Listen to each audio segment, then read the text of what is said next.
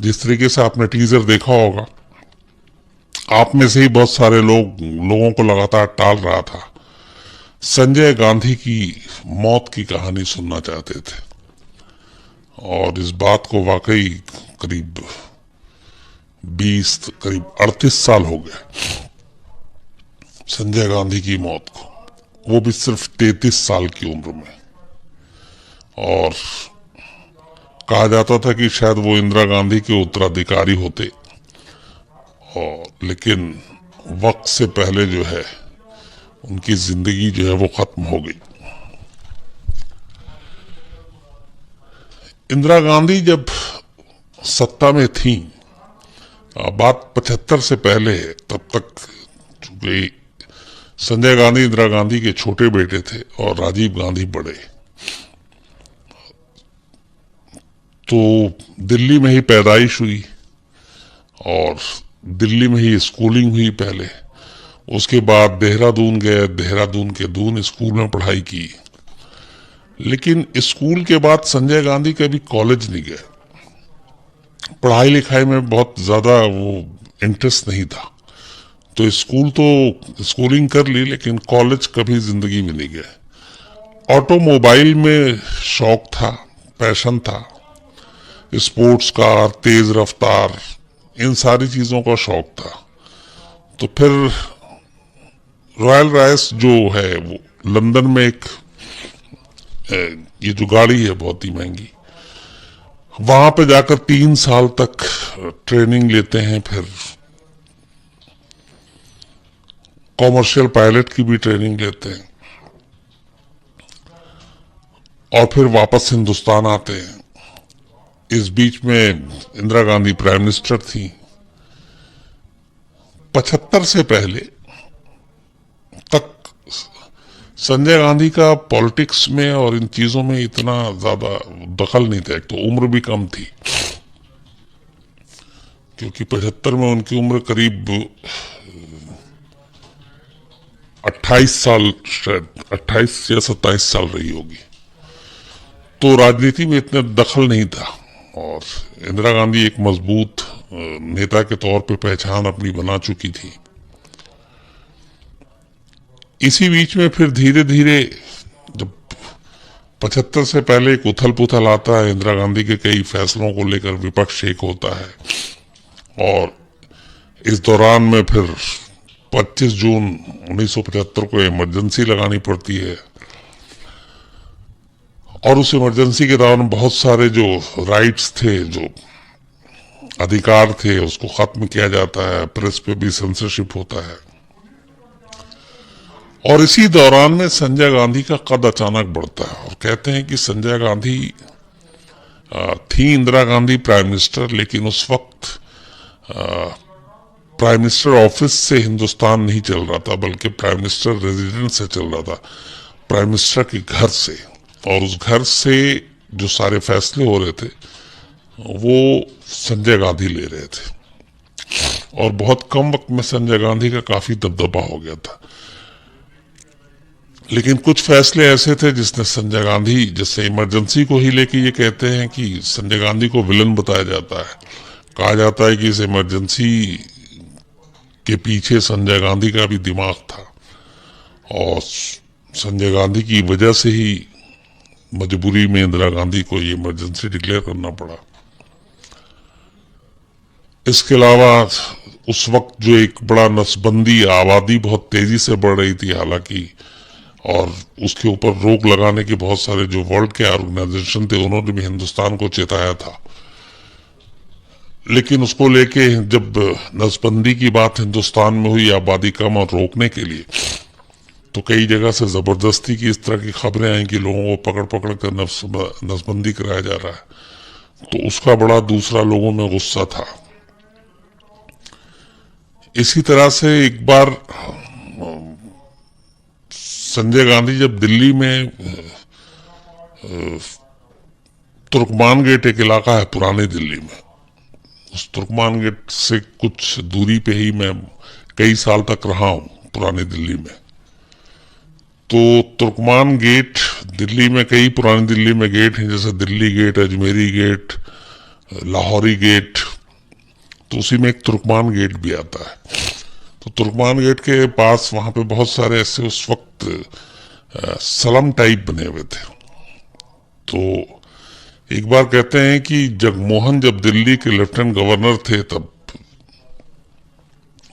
संजय गांधी वहां तुर्कमान गेट पहुंचते हैं और वहां से उनको वो जो हिस्टोरिकल जामा मस्जिद था, बहुत बड़ी मस्जिद है वो दिखाई नहीं दे रही थी। तो जामा मस्जिद जब दिखाई नहीं दे रहा तो संजय गांधी को बहुत गुस्सा आया और उन्होंने कहा कि ये क्या, ये इस तरह का एंक्रोचमेंट, ऐसे घर बने हुए हैं, इन लोगों को यहां से हटाओ। अब जाहिर सी बात है, जगमोहन एलजी थे, उनकी हिम्मत नहीं हुई और उसके बाद फिर उस तुर्कमान गेट पर बाकायदा डीडीए की तरफ से बुलडोजर जाता है और वहां पे लोगों के घरों को तोड़ा जाता है। लोग गुस्से में होते हैं, वो विरोध करते हैं, पुलिस आंसू गैस के गोले और गोली छोड़ती है और इसमें करीब 150 लोगों की मौत हो जाती है। उसके बाद सैकड़ों परिवारों को वहां से उठाकर यमुना के किनारे कच्ची कॉलोनी में बसाया जाता है और कहा जाता है कि यहाँ पे बाद में मकान बना कर देंगे। हालांकि उसी तुर्कमान गेट के पास अब बहुत सारे ऐसे फ्लैट बनाए गए, बाद में बने भी, लेकिन उस पैमाने पर नहीं जिस पैमाने पर लोग वहां से हटाए गए थे। तो ये जो 150 लोग मारे गए थे, इसको लेके भी बहुत गुस्सा था। नसबंदी का जो अभियान चल रहा था, उसको लेकर गुस्सा था। इसी बीच में संजय गांधी की ही पहल पर इंदिरा गांधी जब प्राइम मिनिस्टर थी, तब उन्होंने ये कहा था कि एक आम लोगों का कार का कंसेप्ट लेकर आए थे संजय गांधी। उन्होंने कहा था कि उस वक्त तक ये था कि कार आम मिडिल क्लास लोगों की पहुंच नहीं होती थी कार तक, उनके पास बस 2 व्हीलर और साइकिल यही। तो उनका था कि कोई सस्ता अच्छा ऐसा कार है जो आम हिंदुस्तानी भी खरीद सके। तो मारुति का कंसेप्ट वहीं से आया था और इसका बाकायदा सारा सर्वे सर्वा सब कुछ संजय गांधी को बना दिया गया था, जबकि उनका इस पे कोई एक्सपीरियंस नहीं था और कोई ऐसा था नहीं कि वो एमडी या इस तरह की चीजें बनाई जाए।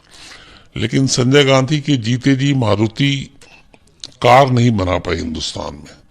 हालांकि बाद में इसी मारुति ने बड़ा हिंदुस्तानियों को बड़ा राहत दी, क्योंकि जो कार आई वो बड़ी सक्सेसफुल भी हुई।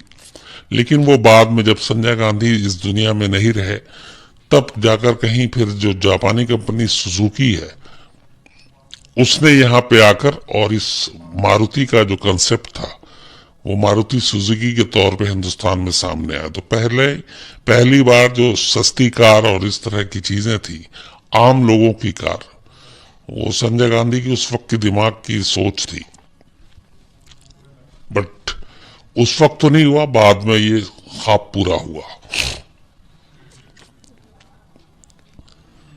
तो एक तरफ कंट्रोवर्सी भी चलती रही, दूसरी तरफ बहुत सारे लोग ये भी कहते हैं कि उस वक्त जो संजय गांधी की सोच थी, तो अगर संजय गांधी की मौत ना हुई होती तो हिंदुस्तान शायद बहुत सारी चीजों में बहुत पहले तरक्की कर गया होता। ये एक हल्का जो है एक धड़ा है उसका ऐसा मानना है। दूसरा धड़ा है जो ये कहता है कि वो बहुत ही ज्यादा मतलब डिक्टेटर टाइप और किसी की न सुनने वाला शख्स, ये सारी चीजें थी। तो इमरजेंसी जब लगी तो संजय गांधी के पास बहुत सारे अधिकार, पावर, मतलब माँ तो प्राइम मिनिस्टर थी, लेकिन कहते हैं कि अधिकार का और पावर का इस्तेमाल संजय गांधी कर रहे थे। और फिर उस वक्त जब सेंसरशिप भी थी, तो एक फिल्म बनी थी किस्सा कुर्सी का, उसको लेकर उसमें यह था कि इंदिरा गांधी, उनके जो निजी सचिव आर.के. धवन, संजय गांधी, जगमोहन और बाकी कैरेक्टर को दिखाया गया था। और वो पूरी जो कहानी थी कि इस तरीके से, मतलब वो एक तरह से निगेटिव ही था गांधी फैमिली के खिलाफ। तो उस फिल्म को सेंसर बोर्ड ने पहले में काफी दिन तक लटका रहा, फिर बाद में वो पास होने के लिए तमाम चीजें हो रही थी, लेकिन फिल्म पास नहीं हो रही थी। इसी दौरान में इमरजेंसी लग गई। कहते उसी इमरजेंसी के दौरान उस फिल्म के सारे निगेटिव्स और वो जो थे वो उठवाया गया और गुड़गांव में जहां पे मारुति की फैक्ट्री बननी थी, उस फैक्ट्री में ले जाकर वो सारे नेगेटिव जला दिए गए थे उस फिल्म के, और वो फिल्म कभी रिलीज नहीं हुई। बाद में इस मामले में कोर्ट में भी मामला गया, और इसमें एक दो और कांग्रेस के बड़े नेताओं का नाम था, उस वक्त मैं भूल रहा हूं, लेकिन कोर्ट में खैर फिर संजय गांधी को इस मामले में आरोपी पाया गया कि उन्होंने जबरदस्ती नेगेटिव और ये सारी चीजें जलाई थी, और 2 साल की सजा हुई। लेकिन 2 साल की सजा में जमानत मिल जाती है, लेकिन निचली अदालत ने संजय गांधी को जमानत नहीं दी और संजय गांधी को कुछ दिन तक जेल में रहना पड़ा। बाद में ऊपरी अदालत से फिर जमानत मिली, खैर उसके बाद तो केस भी खत्म हो गया था। तो ये सारी चीजें एक साथ चल रही थी इमरजेंसी के दौरान। उसके बाद फिर इलेक्शन भी टल गया था, इमरजेंसी की वजह से टालना पड़ा था। लेकिन फिर इमरजेंसी खत्म, 77 में चुनाव होता है और जनता पार्टी की लहर आती है, और संजय गांधी अमेठी से चुनाव खुद लड़ते हैं पहली बार। वो इंदिरा गांधी भी हार जाती हैं उस चुनाव में, और कांग्रेस सत्ता से बाहर हो जाती है, जनता पार्टी की सरकार आती है। तो कहते हैं कि इस इमरजेंसी और उसके बाद इंदिरा गांधी की इस बुरी तरीके के हार के लिए भी लोग संजय गांधी को जिम्मेदार मानते हैं। कहते हैं कि संजय गांधी ने जिस तरीके से लोगों पे दमन किया, कुछ फैसले जबरदस्ती लागू कराने की कोशिश की, जैसे खूबसूरती के लिए ये स्लम और इस तरह के घरों को तोड़ना, या आबादी रोकने के लिए जबरदस्ती लोगों के नसबंदी कराना, तो ये सारे जो है आम लोगों के बीच में ये फैसले गलत साबित हुए, और लोगों में गुस्सा था। वो जो गुस्सा फूटा वो वोट की शक्ल में फूटा, और कांग्रेस की सरकार चली गई। लेकिन कहते हैं कि उन 2-3 सालों में जब सरकार चली गई थी, तब भी इंदिरा गांधी संजय गांधी के बहुत करीब रही, और दोनों बेटों में वो संजय गांधी के ज्यादा करीब थी, संजय गांधी को मानती भी बहुत थी। इस दौरान में फिर संजय गांधी की मेनका गांधी से एक जगह मुलाकात होती है, दोनों में प्यार होता है, और संजय गांधी शादी कर लेते हैं। इनके पास कॉमर्शियल पायलट का भी लाइसेंस था। उधर राजीव गांधी सोनिया गांधी से शादी करते हैं, और वो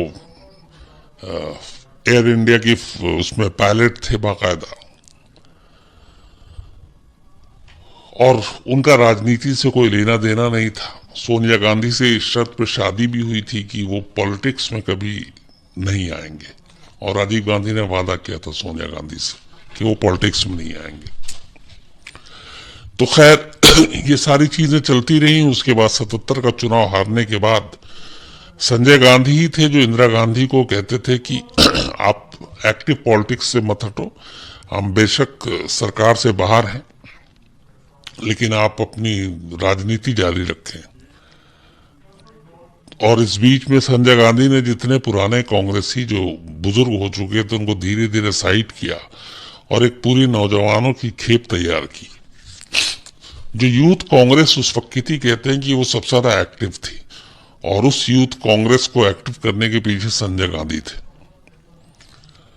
इसके बाद ये जो जगदीश टाइटलर, कमलनाथ, सिंधिया, ये सारे उसी दौर के खेप के यंग लीडर में से आते हैं जो संजय गांधी के साथ हुआ करते थे। इसके बाद 80 में चुनाव आता है, और जनवरी फरवरी में 1980 में, और जनता पार्टी के आपसी फूट की वजह से जनता पार्टी बुरी तरह हार जाती है चुनाव में, और कांग्रेस की सरकार वापस बन जाती है। इंदिरा गांधी फिर से प्राइम मिनिस्टर बन जाती है। करीब 326 या 356, एग्जैक्ट मुझे याद नहीं है, कांग्रेस ने सीट जीती थी लोकसभा की 1980 के जनरल चुनाव में। उसमें से कहते हैं कि 155 से 160 एमपी वो आए थे जो बिल्कुल यंग थे, और उन सबको संजय गांधी ने चुना था, उन सबको टिकट संजय गांधी ने दिए थे। तो और वो सब जीते। तो इस जीत से और खुद संजय गांधी भी पहली बार चुनाव जीते अमेठी से, लोकसभा के एमपी बने 1980 में। इंदिरा गांधी रायबरेली से जीती, प्राइम मिनिस्टर बनी। और इस जीत और संजय गांधी के जो यंग ब्रिगेड इतनी बड़ी तादाद में जीत कर आए थे, उसकी कामयाबी के बाद पहली बार संजय गांधी को 1980 में ही कांग्रेस में कोई पोस्ट दिया गया। अभी तक वो जो भी कर रहे थे वो अनऑफिशियली। तो पहली बार 4 जनरल सेक्रेटरी बनाए गए थे कांग्रेस में, और उसमें से एक जनरल सेक्रेटरी संजय गांधी थे। तो 1980 में बल्कि संजय गांधी की मौत से करीब महीने भर पहले वो कांग्रेस के जनरल सेक्रेटरी बने थे।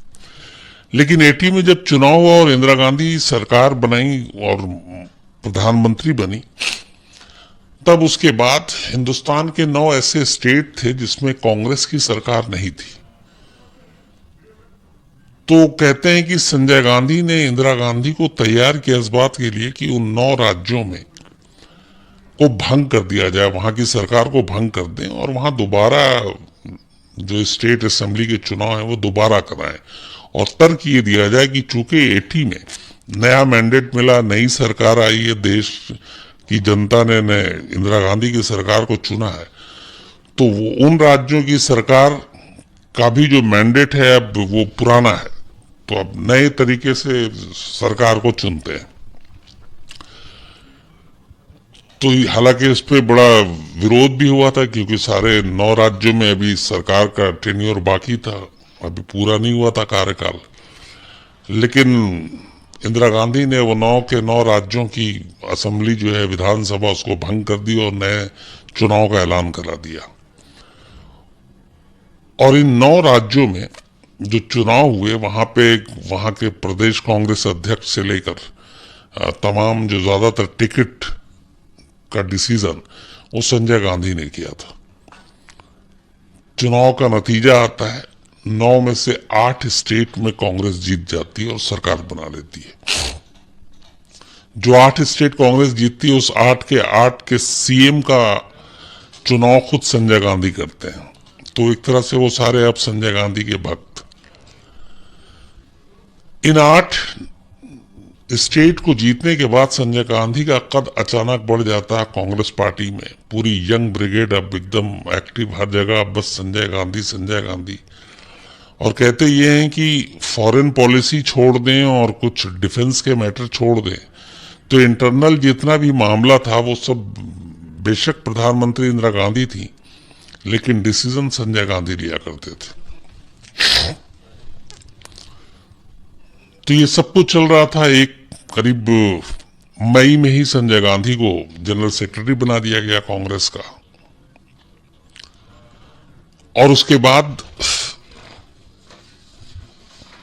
अब ये था कि इंदिरा गांधी को उत्तराधिकारी मिल गया और अगला देश का प्रधानमंत्री भी संजय गांधी बनेंगे, ये लगभग लोग मान चुके थे। अब राजनीति के अलावा संजय गांधी की जिंदगी में 2 ही शौक थे, एक सड़क पे तेज रफ्तार गाड़ी चलाना और एक आसमान में प्लेन उड़ाना और कलाबाजी करना। तो ऐसे कई किस्से हैं, जब जो सफदरजंग रोड जहां पे पीएम का रेजिडेंस है, वहां पे संजय गांधी जब भी अपनी गाड़ी चलाया करते थे तो सबसे शार्पेस्ट कट लेते थे और उनके जो दोस्त बैठे रहते थे वो दहल जाते थे कि मतलब कुछ भी हो सकता है। लेकिन संजय गांधी इन चीजों से मतलब ज्यादा वो मजे करते थे, बल्कि एंजॉय। और प्लेन उड़ाना वो भी एक शौक था। पांच महीने हुए थे इंदिरा गांधी को प्रधानमंत्री बने हुए 80 के चुनाव के बाद। 5 महीने के बाद 22 जून 1980 एक जो सफदरजंग एयरपोर्ट है, एम्स से पहले वहां पे एक वो दिल्ली फ्लाइंग क्लब भी है। तो वहां पर एक कलाबाजी खाने वाला जो प्लेन है वो वहां पे आया हुआ था। और संजय गांधी आमतौर पे उनका रूटीन ये था कि सुबह वो उठकर और अपने घर से मुश्किल से वो 1-2 किलोमीटर की दूरी पर है और वो दिल्ली फ्लाइंग क्लब जाया करते थे और सुबह प्लेन उड़ाकर छोटा वाला जो भी जहाज और फिर वापस बाकी अपना काम किया करते थे। तो 22 जून को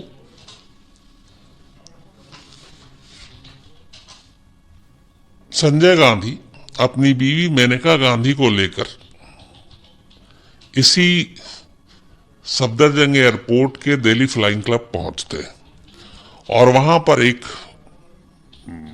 2 सीटर प्लेन था, पिट्स S2A इसका नाम था, PITS, पिट्स S2A। कहते हैं कि ये दुनिया के सबसे उसमें जो बेहतरीन 2 सीटर कलाबाजी खाने वाला उनमें से एक था ये। और जब ये आया और संजय गांधी को पता चला तो संजय गांधी बड़े एक्साइटेड थे उसको लेकर और संजय गांधी ने बाकायदा इस पे कलाबाजी खाने का फैसला किया था। तो ये संडे से पहले सैटरडे को भी इस पिट्स S2A को इन्होंने उड़ाया और उस पे बाकायदा कलाबाजी खाई। संडे को ये अपनी वाइफ मेनका गांधी को लेकर जाते हैं और उसी प्लेन में फिर बैठाते हैं। जब बैठाने के बाद प्लेन जो जब ग्राउंड पे आता है नीचे, तो उसके बाद कहते हैं कि मेनका गांधी ने खुद ये अपने इंटरव्यू में ये बात बताई है और हूबहू जो उनके शब्द थे उसके साथ उन्होंने बताया था। कहते जब संजय गांधी उस प्लेन में लेकर पिट्स S2A में उस हवा में दिल्ली के आसमान के ऊपर उड़ा रहे थे तो मेनका गांधी प्लेन के अंदर बैठे बैठे चीख रही थी डर के मारे और बार बार बस ये कह रही थी कि नीचे उतरना है। इसके बाद जब वो करीब करीब 2 घंटे के बाद वो वापस नीचे उतर के सीधे PM हाउस पहुंचती हैं और घर में इंदिरा गांधी मौजूद थी और जाते ही वो ये कहती हैं कि अपनी सास से कि मां मैं ये चाहती हूं कि आप संजय को मना करो कि ये इस प्लेन को ना उड़ाए जिस प्लेन को उड़ाकर अभी आ रहा है। और ये एक बार नहीं कई बार कहती हैं। तो इंदिरा गांधी इस बात को सुनते, उस वक्त वहां पे धीरेन्द्र ब्रह्मचारी भी थे जो इंदिरा गांधी को योगा सिखाते थे और लगभग PM हाउस में हुई एक तरह से उनका अपना पूरा आश्रम टाइप का था।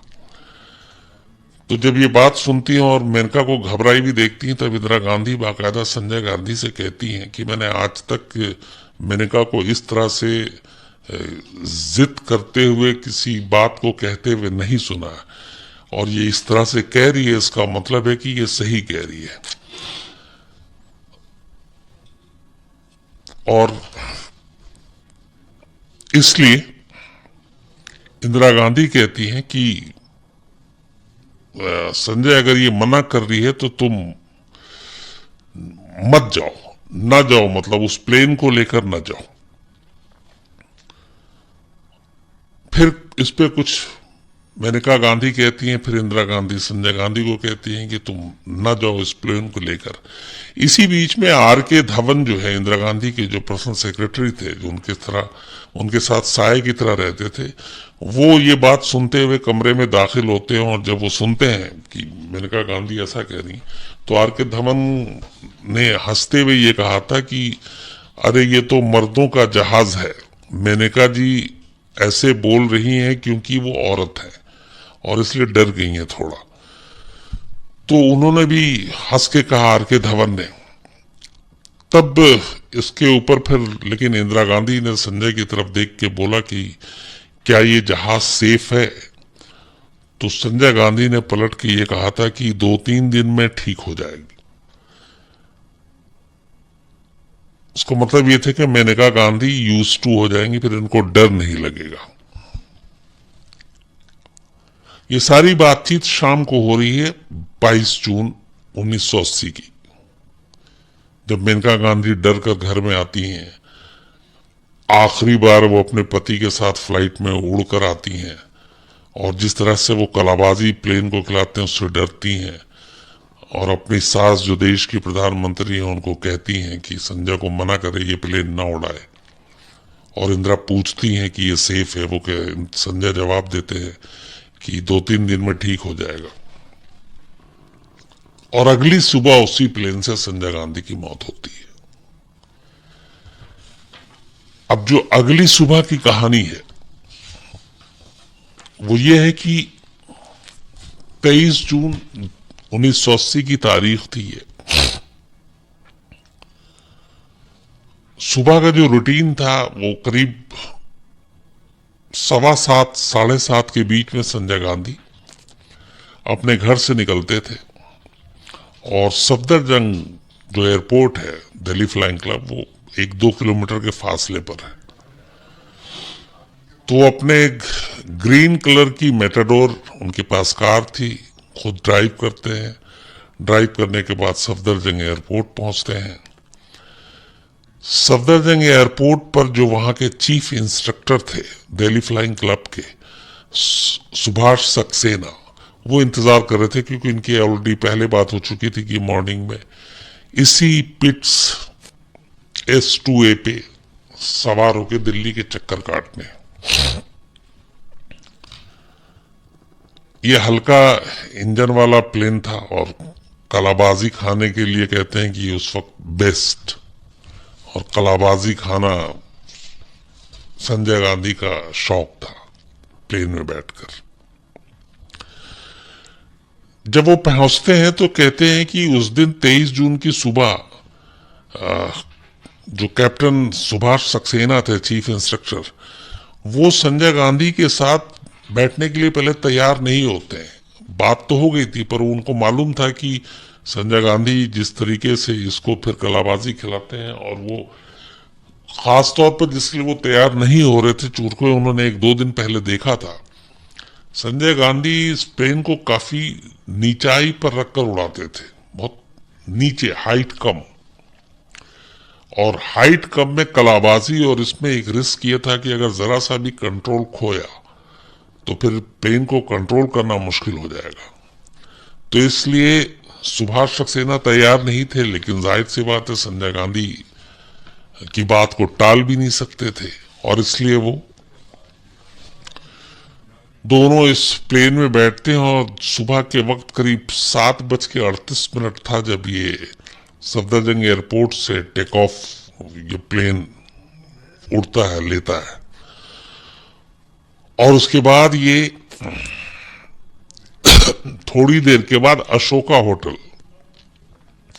के ऊपर से ये उड़ान भरना शुरू कर देता है।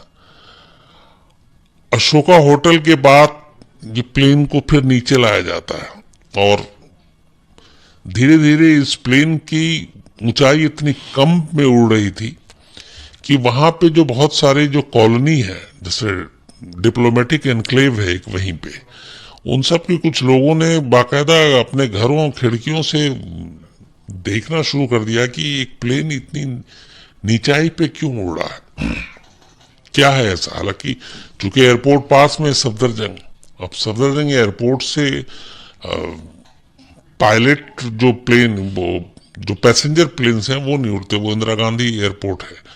तो यहाँ पे इस तरह के छोटे या फ्लाइंग क्लब है तो इस तरह के ट्रेनिंग के जो प्लेन है वो उड़ते हैं। तो आदी थे लोग वहां के आसपास के रहने के, लेकिन इसकी नीचाई जो इतनी कम हाइट पे उड़ी थी तो वो भी थोड़े हैरान थे। कुछ मिनट तक ये प्लेन उड़ता रहता है और उसके बाद अचानक हवा में ही प्लेन के इंजन की आवाज बंद हो जाती है और वो हवा में ही शायद इंजन बंद हो गया और बिल्कुल वो खामोश, और उसके बाद प्लेन जो है वो नोस के बल डिप्लोमेटिक एनक्लेव के पास, और इत्तेफाक से ये जो उस वक्त वेलिंगटन उस क्रिसेंट में घर था संजय गांधी जहां हालांकि रहते थे वो पीएम हाउस में इंदिरा गांधी के साथ, लेकिन जब इंदिरा गांधी चुनाव हार चुकी थी 77 में, तब उन्होंने वेलिंगटन 12 वेलिंगटन शायद क्रिसेंट था वहां पे वो रहने लगी थी। लेकिन संजय गांधी अब भी वहां पे दिन में अपना ऑफिस और लोगों से मिलते जुलते थे और फिर पीएम हाउस में रहते थे। तो उसके बिल्कुल करीब 500 मीटर के दायरे के अंदर डिप्लोमेटिक एनक्लेव के पास ये नोज के बल, नाक के बल नीचे प्लेन गिरता है और एक पेड़ के उसमें एक नाला था वहां पे और एक पेड़, उसमें जाकर ये फंस जाता है। लाल कलर का, इसलिए इसको लाल चिड़िया भी कुछ लोगों ने इस प्लेन को नाम दिया था। अब जैसे ये हादसा होता है उसके बाद फौरन खबर दी जाती है। 15 मिनट के बाद मिनट अंदर अंदर वहां पे एम्बुलेंस, फायर ब्रिगेड की गाड़ियां पहुंच जाती हैं। लेकिन उस प्लेन के अंदर से दोनों लोगों को निकालना मुश्किल हो रहा था। फिर पहले पेड़ की टहनियां काटी जाती हैं, पेड़ की टहनी को काटने के बाद बड़ी मुश्किल से अंदर जाया जाता है और प्लेन के अंदर जो देखा जाता है तो दोनों की मौत हो चुकी थी। लाश की हालत भी ठीक नहीं थी। बड़ी मुश्किल से दोनों लाशों को बाहर निकाला जाता है और लाल रंग के कंबल से ढका जाता है और वहीं पे अब वेट किया जा रहा है, क्योंकि तब तक पीएम रेजिडेंस तक ये खबर पहुंच चुकी थी। सुबह का वक्त था, इसलिए इंदिरा गांधी घर पे थी। खबर मिलते ही इंदिरा गांधी फौरन स्पॉट पे पहुंचती हैं और पहुंचने के बाद पहली चीज जो हुई थी, जब वो जैसे ही गाड़ी से उतरती हैं और गाड़ी से उतरने के बाद जहां पे स्पॉट था वहां से आपको थोड़ा पैदल चलना था। गाड़ी से उतरते ही बेख्याली में अचानक इंदिरा गांधी पहली बार दौड़ने लगती हैं, क्योंकि जो खबर मिली थी वो अच्छी नहीं थी और दौड़ते हुए वो भागने लगती हैं, नजदीक जाने की कोशिश करती हैं। लेकिन फिर बीच रास्ते में उन्हें ख्याल आता है और वो अचानक दौड़ना बंद कर देती हैं। फिर तेज कदम वो लेती हैं और तेज कदम से वो चलने लगती हैं। उसके बाद जैसे ही वो वहां पे मौके पे पहुंचती हैं, एक शख्स इशारा करता है और जो एक तो कैप्टन की लाश थी और एक संजय गांधी की, तो संजय गांधी का वो कंबल हटाती हैं और कंबल हटाने के बाद इंदिरा गांधी फूट फूट कर रोने लगती हैं। फिर जैसे वो दौड़ते हुए अचानक रुकी थी, वैसे ही फिर वो रोते रोते अचानक फिर वो शांत हो जाती हैं। शायद उस वक्त एक बड़ी मुश्किल घड़ी ये थी कि वो एक माँ के साथ साथ हिंदुस्तान की प्रधानमंत्री भी थी, प्राइम मिनिस्टर थी, और एक प्राइम मिनिस्टर और एक आयरन लेडी जिनको कहा जाता। तो उनको इस तरह से टूटते बिलखते मतलब देश देखे, शायद ये भी मंजूर नहीं था। इसीलिए एक पल को वो मां भी बनी और फिर अगले पल को वो प्राइम मिनिस्टर भी बन चुकी थी। इसके बाद खैर दोनों की लाशों की हालत भी ठीक नहीं थी और तब राजीव गांधी, प्रियंका गांधी जो उनकी बेटी, और राहुल गांधी बेटे, और बीवी सोनिया गांधी, इनके साथ इटली में वो छुट्टियां मनाने के लिए गए हुए थे। जून का महीना था और बच्चों के स्कूल की छुट्टी थी, राहुल और प्रियंका की, तो वो इटली गए हुए थे और वहीं थे। इधर मेनका गांधी की भी जो मां थी और भाई वो हिंदुस्तान में नहीं बाहर थे। तो फिर इन दोनों का इंतजार किया जाता, उन्हें खबर दी जाती है और 2 दिन तक 23 और 24 जून को फिर संजय गांधी का अंतिम संस्कार नहीं किया जाता, इन लोगों का वेट किया जाता। 2 दिन के बाद संजय गांधी का फिर अंतिम संस्कार होता है, जिसमें देश के तमाम जो चीफ मिनिस्टर थे, खासतौर पे कांग्रेस के, वो जो 8 राज्य में चुने गए थे, वो कहते हैं कि करीब 3 लाख लोगों ने हिस्सा लिया था। और हर चीफ मिनिस्टर की ये था कि कौन कितनी भीड़ ला सकता है। और इसके बाद ही फिर राजीव गांधी यहां पे पहुंचते हैं, और जब अंतिम संस्कार होता है उस दिन 23 जून को एक और चीज हुई थी। 23 जून को जब ये हादसा हुआ, उसके बाद ऑल इंडिया रेडियो में ये खबर 10 बजे के करीब आई, और उसके बाद भी ऑल इंडिया रेडियो में जो नॉर्मल प्रोग्राम है वो चलता रहा। लेकिन फिर थोड़ी देर के बाद अचानक वो उसमें शोक संगीत और ये सारी चीजें बनने लगी। अब ये चीजें जो है वो राष्ट्र अध्यक्ष के लिए सिर्फ होता है, जब आप कोई शोक और ये सारी चीजें मनाते हैं। और उस वक्त संजय गांधी सिर्फ एक एमपी थे, तो वो इसके हकदार नहीं थे। तो फिर ये बातचीत बताई जाती है, फिर ऑल इंडिया रेडियो तक बात पहुंचती है, फिर वो उसको हटाते हैं, फिर वो अपने नॉर्मल प्रोग्राम पे जाते हैं। तो ऐसी भी कई गलतियां हुई। लेकिन इस हादसे के बाद, इस हादसे ने कई चीजें एक साथ की। एक तो ये कि इंदिरा गांधी को कहते हैं कि संजय गांधी की मौत ने लगभग तोड़ दिया था, और फिर बहुत सारे फैसले उन्होंने लिए, उसमें एक ऑपरेशन ब्लू स्टार और ये, जिसकी वजह से संजय गांधी की मौत के ठीक 4 साल के बाद उनकी भी मौत हो गई। और जो राजीव गांधी राजनीति में नहीं आना चाहते थे, जिन्होंने सोनिया गांधी से वादा किया था, संजय गांधी की अचानक मौत ने इंदिरा गांधी को इतना तोड़ दिया कि इंदिरा गांधी ने राजीव गांधी से फिर कहा कि अब मैं अकेली हूं, मुझे तुम्हारी मदद चाहिए, तुम्हारा साथ चाहिए।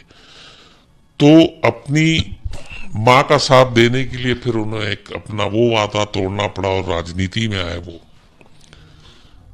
उनकी राजनीति में आने के बाद फिर 4 साल के बाद इंदिरा गांधी की मौत हो गई।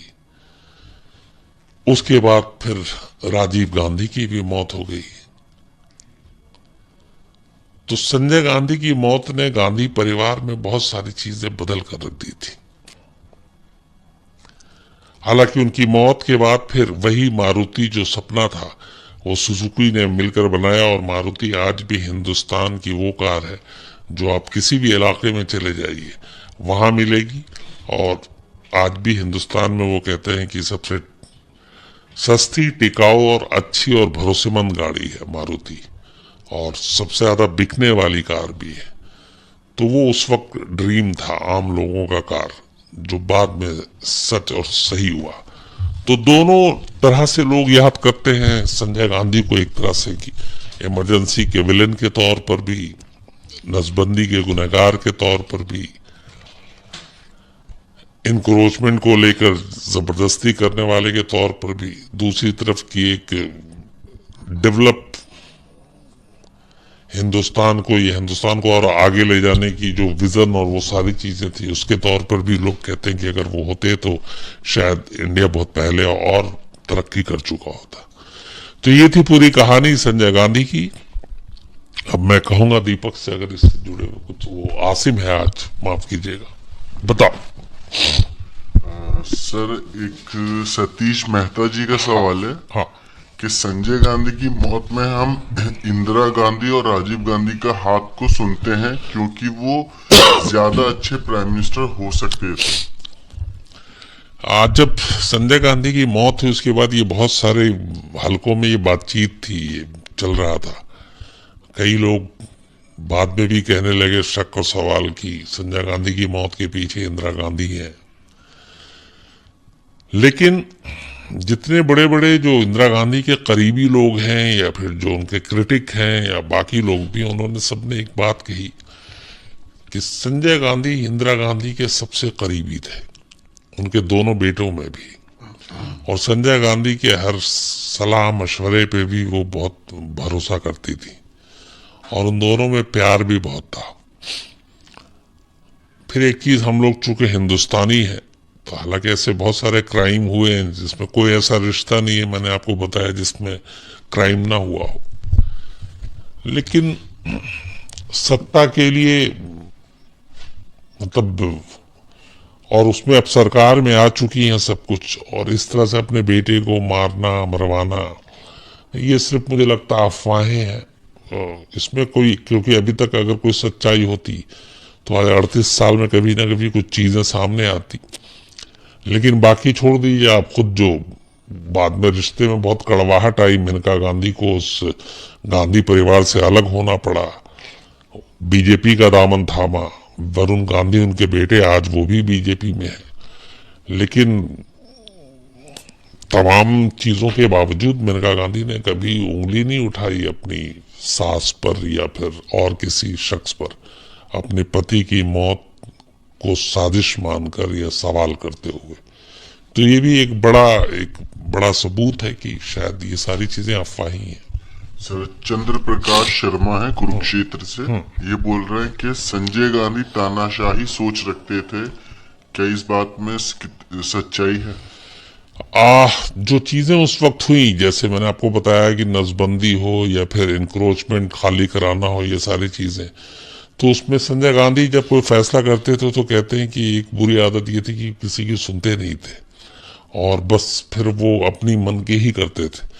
तो जो सोच और जो वो सारी चीजें थी वो कहीं ना कहीं तानाशाही वाली थी, इसमें कोई दो राय नहीं है। सर, एक रेलवे रिजर्वेशन करके है सर, ये लोग बोल रहे हैं कि इस बात में ये इन्होंने कहीं पढ़ा है कि संजय गांधी ने इंदिरा गांधी को किसी बात पे थप्पड़ मारे थे। ये बहुत पुरानी बात है। बहुत सारे लोग कहते हैं एक डिनर पार्टी में संजय गांधी ने अपनी मां इंदिरा गांधी पर हाथ उठाया था। ये भी सिर्फ किस्सा है, कहानी है, इसका कोई सबूत, इसका कोई गवाह, इसका कोई प्रूफ आज तक सामने नहीं आया। सर, गौरव वर्मा है, वो बोल रहे हैं कि क्या ये मर्डर हो सकता है आपके हिसाब से? अगर हाँ, तो उस टाइम पे किसी ने जांच के लिए क्यों नहीं कहा गया? नहीं, चूंकि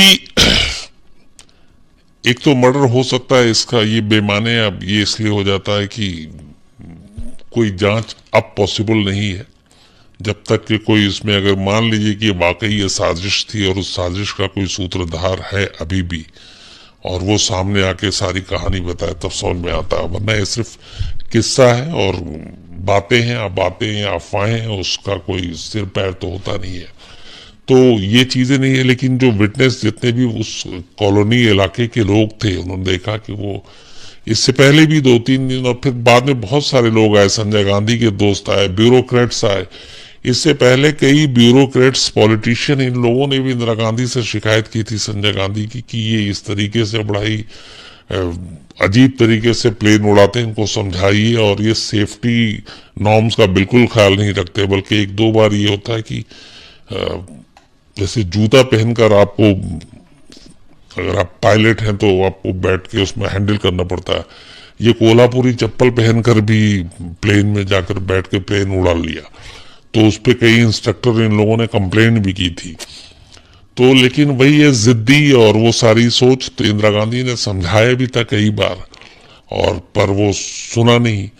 अब कई दोस्तों ने समझाया। ये भी किस्सा है कि संजय गांधी चलते चलते कई बार कार को जो है वो अचानक, कहते थे, दोस्तों को डराने के लिए इंजन बंद कर दिया या शार्प कट लिया, शॉट लिया। तो ये सारी चीजें करते थे। और सबसे बड़ी बात ये कि 23 जून से 10-12 घंटे पहले मेनका गांधी खुद शिकायत कर रही हैं अपनी सास से, इंदिरा गांधी से, कि इनको आप मना कीजिए, ये प्लेन ना उड़ाएं, कम से कम बाकी कोई भी प्लेन उड़ा लें, ये प्लेन ना उड़ा, क्योंकि इस प्लेन में कलाबाजी खाने वाली थी। आप सीधे प्लेन उड़ाएं जाए या नीचे आ जाए वो ठीक है, लेकिन कलाबाजी, और वो भी एकदम कम हाइट पे, वो हमेशा डेंजरस है। और उसमें 1 सेकंड के लिए आपका कंट्रोल खोया तो आप गए। और वही चीज हुई, 12 घंटे पहले समझाने की कोशिश की गई, मेनका गांधी ने मना भी किया, लेकिन संजय अपनी जिद पर थे। वो अगले दिन सुबह जाते हैं और वो आखिरी उड़ान उनके लिए साबित होती है। सर, विमल है, वो बोल रहे हैं कि अगर संजय गांधी जिंदा होते और प्रधानमंत्री बन जाते तो इस टाइम पे देश किस दिशा में होता? ये सवाल यही है कि अगर होते बन जाते तो किस इसमें होता। इस सवाल का ईमानदारी से जवाब ये है कि अगर वो होते बनते और कुछ करते और वो हम लोगों के सामने होता तो शायद हम लोग उस पर बात बेहतर कर सकते थे। लेकिन बन जाते, जिंदा होते, तो ये सारी चीजें हवा में है। तो इसके बारे में मतलब कुछ भी कहना एक तरह से बेईमानी होगी। सर एक हम लोगों के सब्सक्राइबर हैं विवेक अग्रवाल, वो बोल रहे हैं कि संजय गांधी और कैप्टन के अलावा किसी और की भी इस हादसे में मृत्यु हुई थी। नहीं, इसमें दो ही लोग थे और यहाँ पे एक चीज और भी थी। अच्छा हुआ मैं आपको बताता हूँ कि जब ये सारी चीजें हो गई उसके बाद हॉस्पिटल ले जाया गया दोनों लाशें। तो हॉस्पिटल में इंदिरा गांधी उन जो चीफ इंस्पेक्टर थे जिनके साथ में डेथ हुई थी उनकी फैमिली को बाकायदा ढारस बंधा रही थी, दिलासा दे रही थी, एक बोल्ड, एक आयरन लेडी के तौर पर। और कहते हैं जैसे ही वो अकेले आती थी तो फूट फूट के खुद रोने लगती थी। तो उन्होंने वहां पे ये भी वो दिखाया, लेकिन 2 सीटर था और इसमें कोई और था नहीं, और जहां पे गिरा वहां पे भी कोई लोग नहीं थे। सर सुमित है, वो बोल रहे हैं संजय गांधी के मृत्यु के पीछे ये कहा जाता है कि उनके प्लेन से कुछ जो पार्ट्स थे वो निकाल दिए गए थे। इस बात में सच्चाई है? ये भी कहानी नहीं, ये भी सिर्फ कहानी है और अफवाहें। हाँ, इसमें एक चीज और मैं आपको बताता हूँ, एक और भी है। जैसे कहा गया बहुत सारी साजिश हो सकती है, इन्होंने मर्डर है, मरवा दिया। अब एक दूसरी चीज आपको बताता हूँ कि जब ये जिस दिन इंसिडेंट हुआ 23 जून 1980 को, तो पहली बार जब ये खबर मिलती है इंदिरा गांधी को, वो 15 से 20 मिनट के अंदर अंदर पहुंचती हैं स्पॉट पर। और उसके बाद देखती हैं, जब मैंने आपको बताया था, दौड़ती हैं, फिर रोती हैं, फिर संभलती हैं, उसके बाद वो चली जाती हैं। उसके बाद दोनों बॉडी भी उठाकर हॉस्पिटल भेज दिया जाता है। कुछ घंटे के बाद इंदिरा गांधी उसी स्पॉट पे दोबारा आती हैं और वो जिस जगह पे ये प्लेन गिरा था उस प्लेन के चारों तरफ वो सिक्योरिटी के साथ थी और वो एक एक चीज देख रही थी। तो इसको बहुत सारे बाद में एक रूमर ये भी उड़ा कि इंदिरा गांधी कोई वहां पे ऐसी चाबी ढूंढने आई थी जो संजय गांधी के पास थी, जिसमें खुफिया खजाना था और सारी चीजें थी, सारी बातें थी। लेकिन जो वहां पे लोग थे उन्होंने बाद में बताया, जिसमें डॉक्टर भी थे और भी थे, जो टीम थी जांच करने वाली, वो दोबारा जब आई थी तब एक वो माँ की ममता थी जो लेकर आई थी। और वो ये, चूंकि मैंने आपको बताया था कि बॉडी की हालत ठीक नहीं थी प्लेन क्रैश के बाद, तो वो खुद ये देखने आई थी कि कोई ऐसी चीज या बॉडी का कोई ऐसा पार्ट्स तो यहां नहीं रह गया जो उनके बेटे का है, तो वो वापस ले जाए। तो वो एक माँ थी जो वहां पे दोबारा आई थी। लेकिन ये सच है कि 23 जून को उस जगह पे इंदिरा गांधी 2 बार गई थी, एक बार जब खबर मिलने के बाद और एक बार कुछ घंटों के बाद। सर एक मयंक सिंह है, वो बोल रहे हैं कि क्राइम तक हम लोगों से बोल रहे हैं, टीम से जानना चाहते हैं कि शम सर की इतनी एनर्जी का राज क्या है? एनर्जी का राज कुछ नहीं, आप लोगों की मोहब्बत है, प्यार है, और इसलिए मैं बोलता रहता हूँ। आप चूंकि सुनते अच्छे से हैं इसलिए मैं बोल लेता हूँ, और बाकी कुछ नहीं है। जिस दिन लगेगा कि हाँ बोर कर रहा हूँ आप लोगों को, उस दिन से मैं बिल्कुल फौरन बंद कर दूंगा। तो हाँ सर एक सवाल है सर, ये अंसारी है, आफ्ताब अंसारी, बोल रहे हैं कि सर जब इंदिरा गांधी को पता चला था कि उनके बेटे की डेथ हो गई है तो उन्होंने एक चीज पूछी थी कि उनकी घड़ी कहाँ है, कि इस बात में भी सच्चाई है? नहीं यही चीजें हैं, बहुत सारे ऐसे किस्से हैं कि उन्होंने ये पूछा घड़ी कहाँ, किसी ने कहा कोई चाबी पूछ रही थी।